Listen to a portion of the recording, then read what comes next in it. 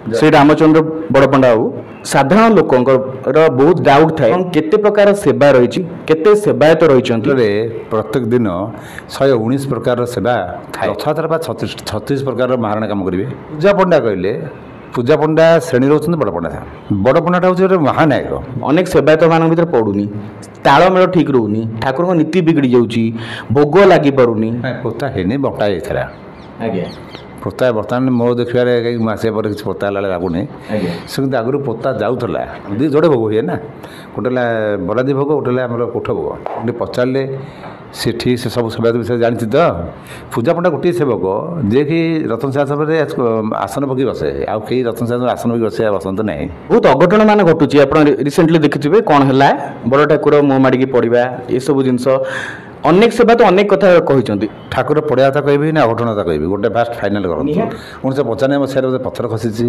एमती नीलाद्री महोदय गोटे पुस्तक अच्छी जहाँ मंदिर नीतिकांति चले से लिखा है ठाकुर पड़गले कौन हम बहु बिल मूसा मारी हुए ना सत कहगले सेवार बड़ सान किसी ना देखिए प्रशासक निजे अरविंद पाड़ी बाहर करते से विषय कौन कहे जाऊँच जापार महाप्रभु शक्ति विषय आप जानते किए कहते महाप्रभु भितर ना कहीं खोली किसी गोटे पिंपुड़ी भी नहीं महाप्रभुଙ୍କର समस्त संपत्ति जानिबा वर्तमान असंभव।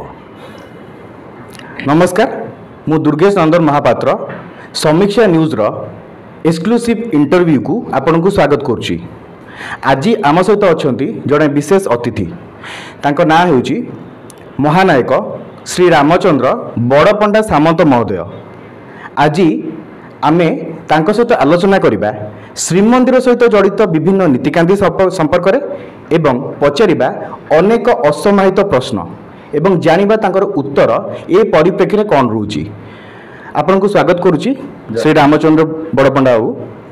तो समीक्षा न्यूज रो इंटरव्यू को आपन को स्वागत। कौन कहिबे साधारण लोकंकर बहुत डाउट थाए संदेह थाए अनेक पूजा पद्धति जहाँ श्रीमंदिर एवं महाबाहुंकर पूजा पद्धति रही एवं केते प्रकार सेवा रही केते सेवायत रही से सेवा गुड़िकर कौन माने महत्व रही से विषय साधारण जनसमाज डाउट थाए माने से जानिया चाहते कि छत्तीसा नियोग कौन एवं अनेक सेवा कौन केते प्रकार सेवा रही एवं आपणकर जो उपाधि रही बड़ पंडा बा पूजा पंडा अच्छा पंडा भी अच्छा यार पार्थक्य कौन आपण विस्तृत भाव में आम दर्शक मानक जनातु। आप जो विस्तृत भाव में कहले ताहा संभव नुहे कारण मंदिर में एत नीतिकांति रही सेगुड़ाक संक्षिप्त कहले भी बहुत समय लगे आ मंदिर में प्रत्येक दिन 119 प्रकार सेवा रोच विशिष्ट दिन मानक स्नान पूर्णिमा रथयात्रा 36 प्रकार महाराणा काम करेंगे आप 36टा निजोग पुणी केते गुड़े निज अंतर्भुक्त हेले भी शाढ़ी बंधा नई सेवक अच्छा एमती बहुत सेवक आप सिंगार निजोग सिंगारी कहले सिंगारी आसवे कर आसवे तलछ आसवे भितच आसवे पारदच आसवे बुद्रत आसवे कौ सिंगारी बनबे पुष्पाल आसवे तेणु यही दृष्टि देखा गले सी गोटे बहुत विस्तृत जिनस सेवा मंदिर विषय एक्चुअली एत शीघ्र माने गोटे लोक सब जिन करपरि रूप में मुझे प्रश्न थिला कि 36टा निजोगर अनेक काम रोची किंतु आपणकर जो उपाधि रोची बा आपणकर जो टाइटल रोची बोले आपण कहले कि हमर पंडा बड़ पंडा एवं पूजा पंडा आपण होचन बड़ पंडा जने थांती पूजा पंडा सेवक सी माने अनेक थांती पूजा पंडा सेवक आपण होचन बड़ पंडा सेवक एवं पंडा सेवक मध्य थांती यार बेसिक डिफरेंस टा कोन देखो फास्ट होची आम आसवा पौन धातु पंडार सृष्टि तेणु पौन धातु पंडार सृष्टि अर्थात जो मैंने यही श्रीक्षेत्र पर मंदिर पर जानी था से पंडा साधारण संबोधन करा सत्वे केतकर पंडा टाइटल भी थाए ये कमन सेवकर ये धीरे पंडा विमला सेवक अच्छा इपटे भी सेवक सेवायत अच्छा पत्री बड़ अच्छा तेणु बहुत प्रकार अच्छा तेणु से दृष्टि देखा गले पंडा गोटे कमन वार्ड पूजा पंडा कहले पूजा पंडा श्रेणी रोचते बड़ पंडा पूजा पंडा हूँ पर्टिकुलार आमर पूजा करवा तेणु बड़ पंडा पूजा संबंधी समस्त कार्य देखा କଳାହାଟ ଦ୍ୱାର ପାଖରେ ରହିକିରି ଚାମର ତ ପକାଉଥିବେ ଆପଣ ଠିଆ ହେଇକି ବସି ରହିବେ କି ରହିକିରି ପୂଜା ପଣ୍ଡା ଠିକ୍ ସେ ପୂଜା କରୁଛନ୍ତି ନା ନାହିଁ ପୂଜା ଠିକ୍ ଚାଲିଛି ନା ନାହିଁ ତଦାରଖ କରିବା ଏସବୁ ଦାୟିତ୍ୱ ଗୁଡ଼ାକର ହେଉଛି ବଡ଼ ପଣ୍ଡାଙ୍କର। ଆପଣ କହିଲେ ଅନେକ କାର୍ଯ୍ୟ ରହିଛି, ଛତିଶା ନିଯୋଗ ଅଛି, ଅନେକ ସେବକ ଅନେକ କାମ କରୁଛନ୍ତି। ଦୈନନ୍ଦିନ ନୀତିକାନ୍ତି ଶ୍ରୀମନ୍ଦିରରେ ଅନେକ ରହୁଛି, ତା ଭିତରେ ଏତେ ନୀତିକାନ୍ତି ଯଦି ରହୁଛି ତାହେଲେ ଅନେକ ସମୟରେ ଦେଖିବାକୁ ମିଳେ କି ଆମର ନିଯୋଗ ଭିତରେ ପଡ଼ୁନି, ଅନେକ ସେବାୟତମାନଙ୍କ ଭିତରେ ପଡ଼ୁନି, ତାଳମେଳ ଠିକ୍ ରହୁନି, ଠାକୁରଙ୍କ ନୀତି ବିଗିଡ଼ି ଯାଉଛି, ଭୋଗ ଲାଗିପାରୁନି, ପ୍ରସାଦ ଏପଟ ସେପଟ ହେଇଯାଉଛି, ପ୍ରସାଦ ପୋତା ହେଇଯାଉଛି। ଅନେକ ସମୟରେ ଏବେ ରିସେଣ୍ଟଲି ଆପଣ ଦେଖିଥିବେ ପ୍ରସାଦ ପୋତା ମଧ୍ୟ ହେଇଛି, 30,000 ଲୋକ ଭକ୍ତଙ୍କ ଯେଉଁ ପ୍ରସାଦ ଅବଢ଼ା ପୋତା ହେଇଥିବାର ମଧ୍ୟ ନଜିର ରହିଛି। ତ ଏପରି କାହିଁ ହେଉଛି, ବିଶୃଙ୍ଖଳା କାହିଁ ହେଉଛି? କାରଣ ପ୍ରଶାସନ ଅଛି। କେବେ ପୋତା ହେଇଥିଲା? ଆଳପ ମଣ୍ଡପରେ ଏବେ ଯେଉଁ ହେଇଥିଲା ନୀତି, ସେହି ସମୟରେ ପ୍ରସାଦ ପୋତା ହେଇଥିବାର ମଧ୍ୟ ଖବର ଆସିଥିଲା। ପୋତା ହେଇନି, ବଣ୍ଟା ହେଇଥିଲା। ଆଜ୍ଞା। ପୋତା ବର୍ତ୍ତମାନ ମୋ ଦେଖିବାରେ ମାସେ ପରେ କିଛି ପୋତା ହେଲା ଲାଗୁନି। ସେ କିନ୍ତୁ ଆଗରୁ ପୋତା ଯାଉଥିଲା। ତାର ପୋତା ଯିବା ମଧ୍ୟ ବି ଉଚିତ ମୋ ମତରେ। ଆମେ ଯେଉଁ କହୁଛେ ଏତେ ଯାକ ପ୍ରସାଦ ନଷ୍ଟ ହେଇଗଲା ଆମେ ବାଣ୍ଟି ଦେବା, ଏଇଟା ମଣିଷ ସମାଜର ଯେଉଁ ଭାବନା, ଭକ୍ତର ଯେଉଁ ଭାବନା ଉପରେ କୁଠାରଘାତ। ଯେଉଁ ଜିନିଷ ମହାପ୍ରଭୁ ଗ୍ରହଣ କଲେ ନାହିଁ ସେ ଜିନିଷ ଆମେ ଗ୍ରହଣ କରିବୁ ନାହିଁ, ଏଇ ହେଲା ଆମର ଆଇଡ଼ିଓଲୋଜି। ସେ ଦୃଷ୍ଟିରୁ ଆମର ସେ ପ୍ରଭୁଙ୍କ ପ୍ରସାଦ ପୋତା ଯାଉଥିଲା।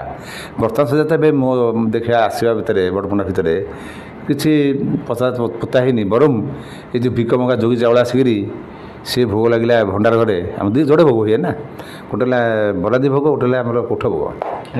ତେଣୁ କୋଠ ଭୋଗଟା ଆମ ଗମ୍ଭୀର ଭିତରେ ହୁଏ, ତାପରେ ବରାଦି ଭୋଗଟା ହୁଏ, ଧୂପ ଯେଉଁଟା ହୁଏ କୋଠ ଭୋଗ। ଏଇସବୁ ଜିନିଷ ଦେଖିବାକୁ ଗଲେ ସିଏ ଯେଉଁଟା ଆସିଥିଲା ଭିକ ମଙ୍ଗା ଚାଉଳ ସେ ଭୋଗ ହେଇନଥିଲା, ତାପରେ ତାକୁ ବଣ୍ଟା ହେଲା।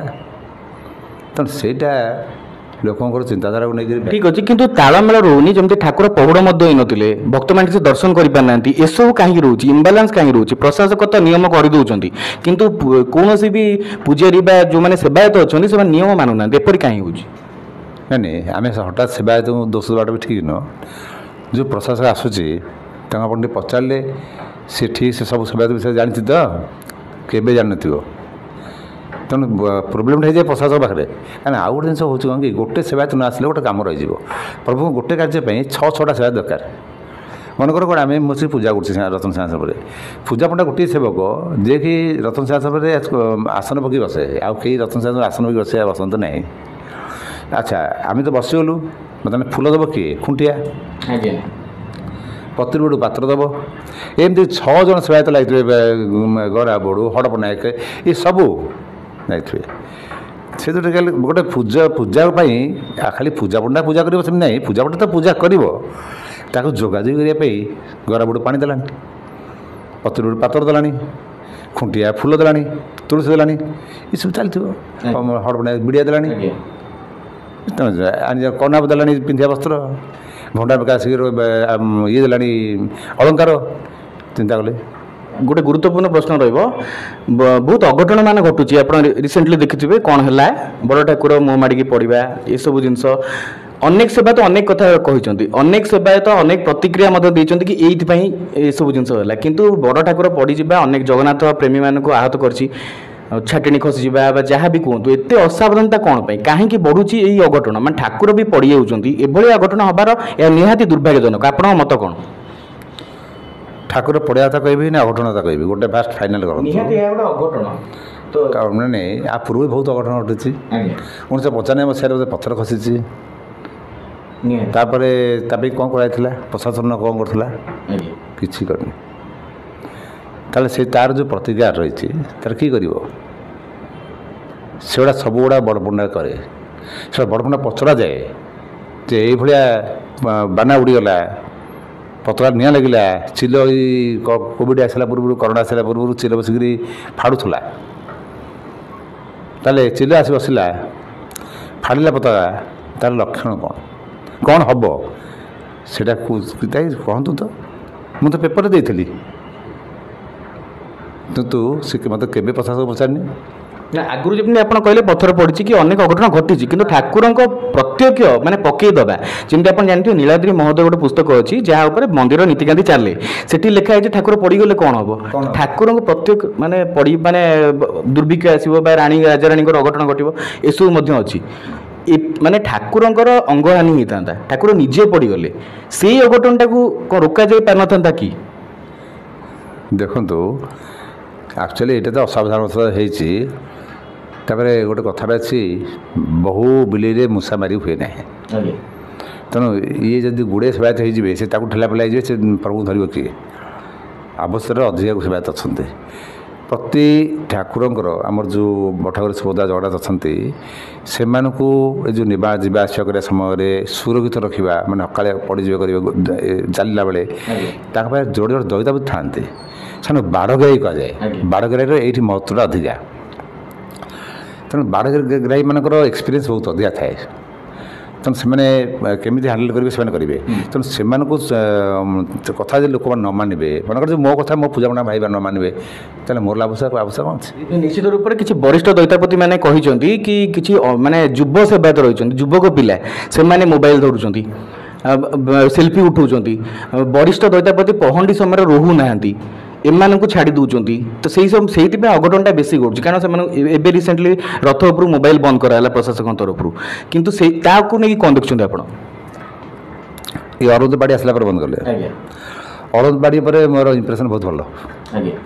କାରଣ ଅରବିନ୍ଦ ବାଡ଼ି ଥିବା ସମୟରେ ମୋର ବଡ଼ପଣ୍ଡା ମହାନୟ ଶାଢ଼ୀ ବନ୍ଧା ହେଇଥିଲା। ସେତିକି ନୁହଁ, ମୋର ଆର୍ଟିକଲ୍ ମଧ୍ୟ ବି ମାଗାଜିନରେ ପ୍ରକାଶ ପାଇଥିଲା। ଇଏ ମନ୍ଦିରରେ ମହାପ୍ରଭୁ ମାୟା ତାଙ୍କର ଖେଳନ୍ତି, ସମସ୍ତେ ବଡ଼ ବଡ଼, ତେଣୁ ଏଠି ବଡ଼ ପଡ଼ କିଛି ନାହିଁ। ସତ କହିବାକୁ ଗଲେ ସେବାରେ ବଡ଼ ସାନ କିଛି ନାହିଁ। ସେବା ଏଇ ଯେଉଁ ପୋଷ୍ଟ ଆମେ କହୁଛେ, ସେ ସବୁ ଡିସିପ୍ଲିନ୍ ପାଇଁ କରାଇଥାଏ। ଆମେ ଯଦି ଗୋଟେ ଆଇଏସ୍କୁ ନ ମାନିବା, ଗୋଟେ କଲେକ୍ଟର ନ ମାନିବା, ଏସ୍ପି କଲେକ୍ଟର କଥା ମାନିବନି, ଏସ୍ପି ତା କଥା କରିବ, କଲେକ୍ଟର ତା କଥା ସେ କହୁଥିବ କି ଶୁଣୁନଥିବେ, ତାହେଲେ ସେ କଲେକ୍ଟର ରହି ଫାଇଦା କ'ଣ? ନିଶ୍ଚିତ ପ୍ରଶାସକ ଆଲର୍ଟ ରହିବେ, ଜେଟି ପାଇଁ ଆଲର୍ଟ ରହିବେ, କିନ୍ତୁ ଯେତିକି ସେବାୟତ ସେମାନେ କ'ଣ ଜାଣିପାରୁନାହାନ୍ତି? ରଥରେ ସିଏ ବି ତ ଜାଣିଥିବେ ନା ଏଇମାନେ ଆମ ସେବାୟତ ଭାଇ, ଏମାନେ ନୁହନ୍ତି। ଆପଣ ସମ୍ପୂର୍ଣ୍ଣ ଦୋଷ ଯଦି ପ୍ରଶାସକଙ୍କ ଉପରେ ଦେଇଦେବେ, ତାହେଲେ ସେବାୟତଙ୍କ କ'ଣ ବିଲକୁଲ ଭୁଲ ନାହିଁ? ଅଣସେବାୟତ ଚଢ଼ିବା ପଛରେ ଏଇ ସେବାୟତ ଭୁଲ ନାହିଁ କି କହିଲା? ମୁଁ ଖାଲି ସେବାୟତ ବୋଲି ଭୁଲ କଥା କହୁନି ତ। ଯେତେବେଳେ ଆମେ ସବୁ ସିନା ଗୋଟେ ମାନେ ଏଗୁଡ଼ାକ ସେ ଟିକେ ଆଲର୍ଟ ରହିଯାଆନ୍ତି ଏ ଯେଉଁ ଇଏ ଦୃଷ୍ଟିରୁ। ସେମାନେ ମାନଙ୍କର ଯେଉଁ ଗୋଟେ ଆମର ଯେକୌଣସି ସହିତ ଗୋଟେ ଖରା କଲା, ସେ ତାର ଜାତି ଭାଇ ବନ୍ଧୁ କୁଟୁମ୍ବ ଆଉ ସାଙ୍ଗସାଥିକି ପୁରୀ ଦେବ। ଏଇଟା ବି ହେଉନି କାରଣ ନିଶ୍ଚିତ। ତେଣୁ ମଣିଷ ଭିତରେ ଯେଉଁ ସଜାଗ ନୀତି ଯେତେବେଳେ ଭିତରେ ନ ଆସିଛି, ସେ ସେବାୟତ କୁହାଯାଉ ନ ଆସିଛି, ତାହେଲେ ଆର ଶୃଙ୍ଖଳା ଆସିପାରିବ ନାହିଁ। ଏକ ମହାପ୍ରଭୁ ଶକ୍ତି ବିଷୟରେ ଆପଣ ସେମାନେ ଜାଣନ୍ତିନି। ସତ କହିଲେ ମୋତେ ଲାଗୁଛି, ଡାଉଟ୍ ଲାଗୁଛି ଯେ ମହାପ୍ରଭୁ ମାନେ ବିଶ୍ୱାସ କେତେ କରୁଛନ୍ତି ଡାଉଟ୍। এটা ଗୋଟେ ସନ୍ଦେହଜନକ। ନିଶ୍ଚିତ ରୂପରେ ଆପଣ ଯେମିତି କହିଲେ ସମସ୍ତଙ୍କୁ ସଜାଗ ରହିବା ଆବଶ୍ୟକତା ରହିଛି। ଏବେ ଆସିବା ଏକ ଗୁରୁତ୍ୱପୂର୍ଣ୍ଣ ପ୍ରଶ୍ନକୁ, ଆପଣ ଜାଣିଥିବେ ରିସେଣ୍ଟଲି ରତ୍ନଭଣ୍ଡାର ଖୋଲାଯାଇଛି। ସାରା ମିଡ଼ିଆରେ ହେଲା, ସାରା ଓଡ଼ିଶାରେ ହେଲା, ସାରା ଦେଶରେ ହେଲା ହେଇଛି ରତ୍ନଭଣ୍ଡାର ଖୋଲାଯାଏ। ଅନେକ ଲୋକ ଅନେକ ମତ ଦେଉଛନ୍ତି। କିଏ କହୁଛନ୍ତି ମହାପ୍ରଭୁ ଭିତରେ ନାହାନ୍ତି, କାହିଁକି ଖୋଲିଲେ? ଗୁଣ୍ଡିଚା ଘରେ ଥିଲାବେଳେ ରତ୍ନଭଣ୍ଡାର କାହିଁକି ଖୋଲା ହେଲା? ଯଦି ବି ରତ୍ନଭଣ୍ଡାର ଖୋଲା ହେଲା ସମ୍ପୂର୍ଣ୍ଣ କାହିଁ ହେଲାନି? ବାହାର ଭଣ୍ଡାର ଖୋଲାଗଲା, ଭିତର ଭଣ୍ଡାର ମାନେ ଖୋଲା ଯାଇକି ପୁଣି ଭିତର ଭଣ୍ଡାରକୁ ଗଲେ, କିନ୍ତୁ ଭିତର ଭଣ୍ଡାର ସମ୍ପୂର୍ଣ୍ଣ ଭାବେ ନ ଖୋଲିକି କେବଳ ଟ୍ରେଜେରୀ ବା ଆଲମିରା ଏମିତି ଦେଖିଛନ୍ତି, କିମ୍ବା ତାକୁ ପୁଣି ଆଉ ଗୋଟେ ଡେଟ୍ ଡିକ୍ଲେୟାର ହେଇଛି 18 ତାରିଖ ଦିନ ଖୋଲା ହେବ। ତ এই ସମ୍ପୂର୍ଣ୍ଣ ଘଟଣାକୁ ଆପଣ କିପରି ଦେଖୁଛନ୍ତି? ରତ୍ନଭଣ୍ଡାର ଖୋଲାଯିବା, କେତେ ଖୋଲାଯିବା, ଗଣତି ମଣତି କେବେ ହେବ ଏବଂ କ'ଣ ରିପୋର୍ଟ ସାମ୍ନାକୁ ଆସିବ, ସମ୍ପୂର୍ଣ୍ଣ ଘଟଣା ବିଷୟରେ ଆପଣ କୁହନ୍ତୁ। ଦେଖନ୍ତୁ, ରତ୍ନଭଣ୍ଡାର ଯେଉଁ ରହିଥିଲା 1978 ମସିହାରେ ଖୋଲା ହେଇଥିଲା। ତାପରେ ମୋ ଦେଖିବାରେ, ମାନେ ମୋ ପ୍ରେଜେଣ୍ଟରେ ଆମର ପ୍ରଦୀପ ଜେନା ଯେତେବେଳେ ଥିଲେ ମୁଖ୍ୟ ପ୍ରଶାସକ ଭାବରେ, ସେତେବେଳେ ସେ ଖୋଲିଥିଲେ। ଆଉ ତା ଭିତରେ ଲୋକ ବହୁତ କଥା ଉଠାନ୍ତି, ଭାଷା ବେଙ୍ଗ ଭାଲୁ, କିଛି ଗୋଟେ ପିମ୍ପୁଡ଼ି ବି ନାହିଁ। ଆଉ ଏତିକି କଳା ଧୂଆଁ ପଶିକି ହେଇଛି, ସେ ଧୂଆଁ ଝାଡ଼ି ଝାଡ଼ିକିରି ସବୁ ତ ସେତେବେଳେ ପ୍ରଦୀପ ଜେନା ତ ମୁଖ୍ୟ ପ୍ରଶାସକ ଥାନ୍ତି, ସେତେବେଳେ କଲେକ୍ଟର ଥାନ୍ତି ଅରବିନ୍ଦ ଅଗ୍ରୱାଲା, ଆମର ନୀତିପ୍ରଧାନ ଥାଏ ପ୍ରଦୀପ ଦାସ।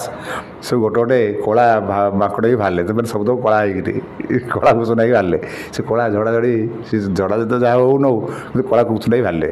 ତେଣୁ ସେଇ ଗୋଟାକ ମାନେ କଳା କାହିଁ ହେଇଥିଲା, ମାନେ କ'ଣ ଥିଲା ଭିତରେ ଯେ କଳା ହେଇଗଲା? ମୋତେ ଲାଗୁଛି ସେ ଯେଉଁ ଜାଲି ତ ଅଛି, ସେ ଯେଉଁ ଦୀପ ଫୀପ ଲାଗୁଛି, ସେ ଧୂଆଁଟା ଉଡ଼ିକି କଳା ଯାଇଥିବ। ଆଉ ସେ କିନ୍ତୁ ଗୋଟେ ଜିନିଷ ଯଦି ନାହିଁ, ଆଉ ଇଏ ଗୋଟେ ଦୁଆର ଖୋଲା ହେଲେ ମୂଷା ପାରିବେ, ଏ ଯେଉଁ ଅନୁମାନିକ କରି କହନ୍ତି, ଭାରି ଦୁଃଖ ଲାଗେ ଶୁଣିବାକୁ। ବାସ୍ତବିକ ସତ୍ୟତାକୁ ପ୍ରକାଶ କରିବା ଉଚିତ। ଆଉ କଙ୍କଡ଼ା ବିଛା ଥାଇପାରେ, କିନ୍ତୁ ବାହାରିନି। 1978 ମସିହାରେ ଲାଷ୍ଟ କାଉଣ୍ଟିଂ ହେଇଥିଲା, ତାପରଠୁ ଆଉ ଖୋଲା ଯାଇନି। ଏବେ ଯେଉଁ ଖୋଲା ହେବ, ଆପଣ କ'ଣ କେବେ ଗଣତି ମଣତି ହେବ? 18 ତାରିଖ ଦିନ ଡିସାଇଡ୍ ହେଇଛି ମାନେ ଖୋଲାଯିବ, ଗଣତି ମଣତି ହେବ ବୋଲି। ତାକୁ ନେଇକି ଆପଣ କ'ଣ ଦେଖୁଛନ୍ତି? ଫାଇନାଲି सारा ओडिशा सारा देश केबे जानिबो जे रत्नभंडार रे एतिकी महाप्रभु संपत्ति अछि आ एतिकी गहना अछि एई बेस पई लागिबो संपूर्ण विवरण केबे मिलिबो आपन एटा मोर व्यक्तिगत मत जानिबा चाहउछंती ना सर्वसाधारण मत जानिबा चाहउछंती आपन व्यक्तिगत मत जानिबो चाहउछि ताले मु एति कहिबी महाप्रभुଙ୍କର समस्त संपत्ति जानिबा वर्तमान पई असंभव तार कारण है जे प्रभुंकर से जो बारंबार मोगल आक्रमण होती माने 800 मसीहा कथा कहूँ 800 मसीहा माने रक्तबाबू तापर कलापड़ा इंग्रेज भर अटाक करना